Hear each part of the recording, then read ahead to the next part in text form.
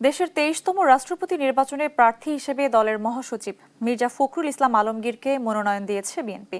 এ নিয়ে ঠাকুরগাঁওয়ের মানুষের মাঝে বইছে উৎসবের আমেজ। এ বিষয়ে বিস্তারিত জানাতে সরাসরি যুক্ত হচ্ছেন সহকর্মী শাকিল আহমেদ। শাকিল, দলের মহাসচিব মির্জা ফখরুল ইসলাম আলমগীরকে রাষ্ট্রপতি মনোনয়ন দেওয়াতে কি বলছেন এলাকাবাসী, জানাবেন। ধন্যবাদ সঞ্জিদা। আপনাকে জানাতে চাই যে তৃণমূলের রাজনীতি থেকে উঠে আসা একটি নাম হচ্ছে মির্জা ফখরুল ইসলাম আলমগীর। তিনি ঠাকুরগাঁয়ের এই মাটি থেকে তিনি রাজনীতিতে আবির্ভাব ঘটে এবং দীর্ঘদিনের ত্যাগের পর তিনি বিএনপির মহাসচিব হয়েছেন এবং এরপর আমরা লক্ষ্য করছি গতকাল দলীয়ভাবে রাষ্ট্রপতি পদে বিএনপির মহাসচিবের নামে মনোনয়নপত্র দাখিল করা হয় এবং এই মনোনয়নপত্র দাখিলের খবর ছড়িয়ে পড়ার পর থেকেই ঠাকুরগাঁয়ে আমরা লক্ষ্য করছি যে দলীয় নেতাকর্মীদের মাঝে উৎসবের আমেজ আমরা লক্ষ্য করেছি এবং এটাও আমরা লক্ষ্য করেছি যে এখানকার নেতাকর্মীদের মাঝে মিষ্টি বিতরণ করেছেন। তো আমরা এখানে দুজনের কাছে একটু জানবো যে বিএনপির মহাসচিব মির্জা ফখরুল ইসলাম আলমগীর যে রাষ্ট্রপতির পদে গতকাল তার মনোনয়ন দাখিল করা হয়েছে, এই বিষয়টা আপনাদের কেমন আনন্দ লাগছে? আসলে ঠাকুরগাঁওবাসী এবং বিএনপিতে সম্পৃক্ত থাকার পরে আমরা ঠাকুরগাঁওবাসী থেকে শুরু করে সারা বাংলাদেশের মানুষ মির্জা ফখরুল ইসলাম আলমগীর স্যার, মাননীয় মহাসচিব স্যারকে বিএনপির দলীয় মনোনয়ন করার কারণে সকলেই খুবই আনন্দিত, খুবই উজ্জীবিত।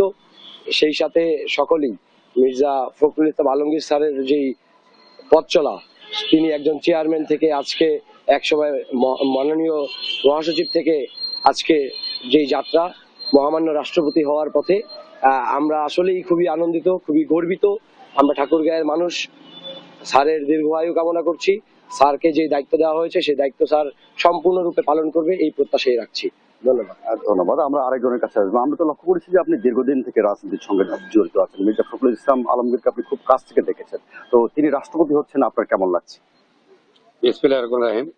আসলে বিষয়টা অনেক আনন্দিত, আমরা ঠাকুরগাঁওবাসী অনেক আনন্দিত। আমাদের নেতা মির্জা ফখরুল আলমগীর স্যার, আমি যখন ছাত্রের জেলা সাধারণ সম্পাদক ছিলাম, তার আগে সরকারি কলেজে রাজনীতি করেছি, তার সাথে দীর্ঘ 30টি বছর আমরা কাটিয়েছি একসাথে।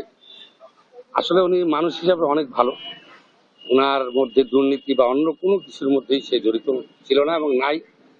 বাংলাদেশের রাজনীতিতে ক্লিন ইমেজ পাওয়া খুবই কঠিন।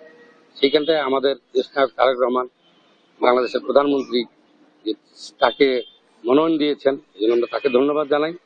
এবং আমাদের নেতা মির্জা ফখরুল আলমগীর স্যারের দীর্ঘজীবী হোক এবং সকলের কাছে একটি বাংলাদেশের সারা পৃথিবীতে তার একটা ক্লিন ইমেজ আছে। সে যখন বিএনপির মহাসচিব হয়েছেন, প্রথমে সিনিয়র যুগ্ম মহাসচিব, ভারপ্রাপ্ত মহাসচিব, পরে মহাসচিব, দীর্ঘ আন্দোলন সংগ্রাম, ফ্যাসিস্ট সরকারের বিরুদ্ধে 115টার উপরে মামলা খেয়েছেন, কিন্তু কোনোদিন সে আপোষ করেনি। সেই জায়গাটাতে তার যে ধরে রাখা দলকে যে সে একত্রিত করেছিলেন, সেই কারণেই হয়তো আজকে আমাদের মাননীয় তারেক রহমান তাকে মহামান্য রাষ্ট্রপতির মনোনয়নপত্র দিয়েছেন। আমরা তার দীর্ঘায়ু কামনা করছি। ঠাকুরগাঁওবাসী যে আনন্দিত সেটি বহিঃ প্রকাশ করছি এবং আমাদের স্যার ঠাকুরের জন্য আরো অনেক কিছু করবেন এই আশা ব্যক্ত করছি। সবাইকে ধন্যবাদ। আমরা যেমনটি শুনছিলাম, এখানকার যারা নেতাকর্মী রয়েছেন এবং সাধারণ মানুষ রয়েছেন, সবারই প্রত্যাশা যে মির্জা ফখরুল ইসলাম আলমগীরের হাত ধরে নতুন বাংলাদেশ গড়বে। এই ছিল ঠাকুরগাঁও থেকে সর্বশেষ।